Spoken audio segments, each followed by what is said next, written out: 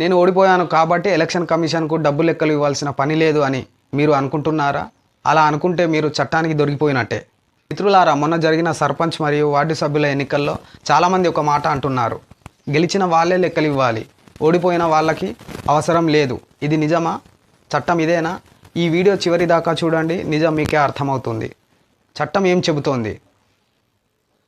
ఎన్నికల్లో నామినేషన్ వేసిన ప్రతి ఒక్కరూ గెలిచినా ఓడిపోయినా ఎలక్షన్ ఖర్చుల లెక్కలు తప్పనిసరిగా ఇవ్వాలి. ఇది ఎవరో చెప్పిన మాట కాదు, పంచాయతీరాజ్ చట్టం మరియు ఎన్నికల నియమావళిలో స్పష్టంగా ఉంది. ఫలితాలు వచ్చిన తర్వాత సాధారణంగా 30 రోజుల లోపల మీరు ఎంత ఖర్చు పెట్టారు, ఎక్కడ పెట్టారు అన్న వివరాలు అధికారులకు ఇవ్వాలి. నేను ఓడిపోయాను అంటే మినహాయింప? ఇక్కడే చాలామంది తప్పు చేస్తున్నారు. నేను ఓడిపోయాను కదా, ఇది మినహాయింపు కాదు. చట్టం అడిగేది ఒకటే, మీరు నామినేషన్ వేశారా?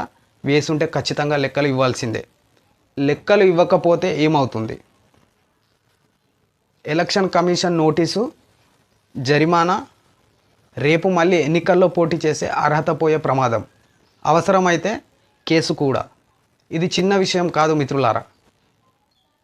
ఎన్నికలు అంటే గెలుపు ఓటమి కాదు, ప్రజల డబ్బుకు, ప్రజల ఓటుకు జవాబుదారీతనం.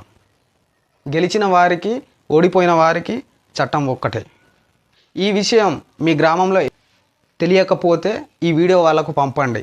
చట్టం తెలిసిన ప్రజలే నిజమైన ప్రజాస్వామ్యం. వీడియో నచ్చితే లైక్ చేయండి, సబ్స్క్రైబ్ చేయండి. ఇలాంటి నిజాలు మీ ముందుకు తెస్తూ ఉంటాం. మరో వీడియోతో మళ్ళీ కలుద్దాం.